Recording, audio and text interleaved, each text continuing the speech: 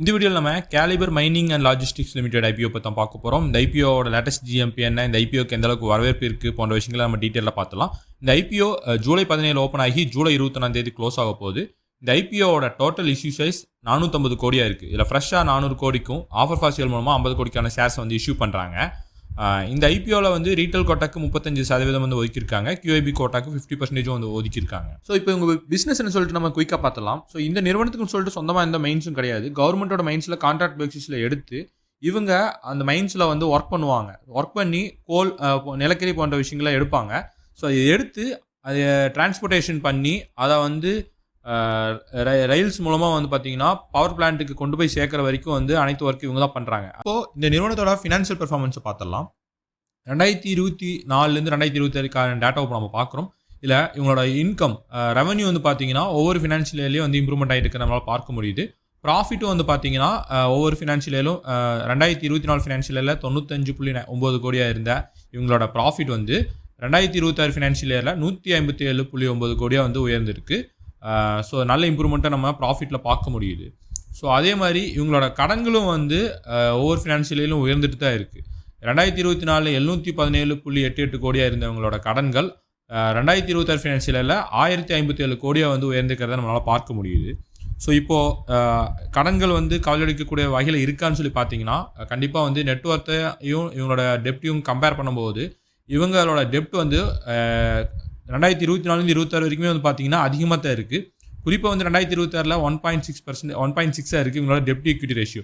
So ஒன்றுக்கு மேலே இருந்தாலே கவலை அளிக்கக்கூடிய வகையில் தான் இருக்கும். இது வந்து 1.63ங்கனால கடன்கள் வந்து இந்த நிறுவனத்தில் மிகவும் கவலை அளிக்கக்கூடிய வகையில் தான் இருக்குன்னு நம்மளால் தெரிஞ்சுக்க முடியுது.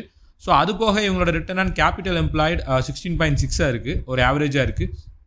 டெப்ட் ஈக்விட்டி நம்ம ஆல்ரெடி பார்த்துட்டோம். ரிட்டர்ன் ஆன் நெட்ஒர்த்தும் வந்து பார்த்தீங்கன்னா 24.38% இருக்குது. இது வந்து பார்த்தீங்கன்னா ஒரு நல்ல ரிட்டர்ன் ஆன் நெட்ஒர்த்தாக இருக்குது. பேட் மார்ஜின் வந்து ஒரு டீசெண்டான 9.41% இருக்குது. எபிடாவும் வந்து பார்த்தீங்கன்னா 25.69% இருக்குது. ஸோ இப்போது இந்த நிறுவனம் வந்து இந்த ஐபிஓவில் 400 கோடி ஃப்ரெஷ்ஷாக திரட்டுறாங்கன்னு பார்த்தீங்களா. ஸோ அதில் இவங்க எதுக்கு பயன்படுத்த போகிறாங்கன்னா, இவங்களோட கடன்களை ஆல்ரெடி நம்ம அதிகமாக இருக்குன்னு பார்த்துருந்தோம். அதில் 208 கோடி வந்து கடன்களை ரீபே பண்ணுறதுக்காக தான் பயன்படுத்த போகிறாங்க. 167 கோடி இவங்களுக்கு தேவையான மெஷின்ஸை பர்ச்சேஸ் பண்ணுறதுக்காக வந்து பயன்படுத்த போகிறதா வந்து சொல்லியிருக்காங்க. ஸோ இப்போ இவங்களோட PE வந்து பார்த்தீங்கன்னா போஸ்ட் ஐபிஓ 17.55 இருக்குது. இவங்க போஸ்ட் ஐபிஓ கூட வந்து பார்த்தீங்கன்னா இவங்களோட ப்ரொமோட்டர் ஹோல்டிங் நல்லா இருக்குது. ஆல்மோஸ்ட் வந்து 76% இருக்குது. இது நல்ல ஒரு ப்ரொமோட்டர் ஹோல்டிங் தான். இப்போது இவங்களோட பியர் கம்பெனிஸஸ் யாருன்னு சொல்லிட்டு பார்த்துலாம். ஸோ இவங்க பண்ணிட்டு இருக்கக்கூடிய பிஸ்னஸில் இருக்கக்கூடிய நிறுவனங்கள் பார்த்தீங்கன்னா பவர்மேக் ப்ராஜெக்ட்ஸ், NCC லிமிடெட், திலீப் பில்காயின் போன்ற நிறுவனங்கள் தான் இருக்காங்க.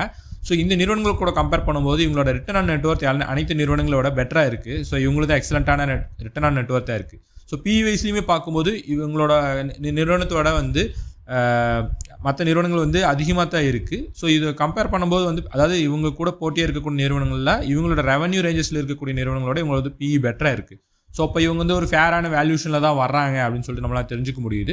பியர் கம்பெனிஸஸ் கூட கம்பேர் பண்ணும்போது பெட்டராக இருக்காங்க நம்மளால் தெரிஞ்சுக்க முடியுது. இந்த ஐபிஓவில் ஆல்ரெடி ஒரு நாள் சப்ஸ்கிரிப்ஷன் கம்ப்ளீட்டும் ஆயிடுச்சு. இதில் ஓவராலாக வந்து இந்த ஐபிஓ ஃபுல்லி சப்ஸ்கிரிப்ஷன் ஆயிடுச்சு. 1.31 டைம்ஸ் வந்து ஆயிடுச்சு. இதில் ரீட்டைல் கோட்டாவே வந்து பார்த்தீங்கன்னா கிட்டத்தட்ட 2 டைம்ஸ் பக்கம் சப்ஸ்கிரிப்ஷன் ஆகிற ரேஞ்சில் வந்து இருக்குது. 1.72 இருக்குது. NIA கோட்டா வந்து பார்த்தீங்கன்னா 1.69 டைம்ஸ் வந்து ஓவர் சப்ஸ்கிரிப்ஷன் ஆயிடுச்சு. QIB யூஸ்வலாகவே வந்து Day 3 தான் ஆவாங்கனால Day 3 நல்லா சப்ஸ்கிரிப்ஷன் ஆகிறதுக்கான வாய்ப்புகள் இருக்குது. ஸோ இந்த ஐபிஓட லேட்டஸ்ட் கிரே மார்க்கெட் ப்ரீமியம் 27.5% இருக்குது. ஸோ இது வந்து நல்ல லிஸ்டிங் தரக்கான வாய்ப்பு இருக்குன்னு சொல்லிட்டு GMP வந்து இண்டிகேட் பண்ணுது. ஸோ இந்த ஐபிஓக்கு கிரே மார்க்கெட்டில் நல்ல வரவேற்புக்கு நம்மளால் தெரிஞ்சுக்க முடியுது. நம்ம எக்ஸ்பெக்ட் பண்ணக்கூடியது வந்து கண்டிப்பாக வந்து 15% மேலே லிஸ்டிங் தரக்கான வாய்ப்பு இருக்குன்னு சொல்லிட்டு நம்ம எக்ஸ்பெக்ட் பண்ணுறோம். ஸோ சிச்சுவேஷன் ஃபேவரபுளாக இருந்தால் Day 2 and Day 3 வந்து நல்ல சப்ஸ்கிரிப்ஷன் ஆச்சுன்னா இந்த லேட்டஸ்ட் இந்த லிஸ்டிங் ஏன் வந்து நம்ம எக்ஸ்பெக்ட் பண்ணலாம்னு சொல்லிட்டு நான் எக்ஸ்பெக்ட் பண்ணுறேன். ஸோ இதுக்கு ஃபேவரபுளாக வந்து ப்ரீவியஸாக லிஸ்டான ஐபிஓஸோட லிஸ்டிங்கும் வந்து ஃபேவரபுளாக தான் இருக்குது. குசும்கா லிமிட்டோட வந்து பார்த்தீங்கன்னா 35% லிஸ்டிங் ஆச்சு.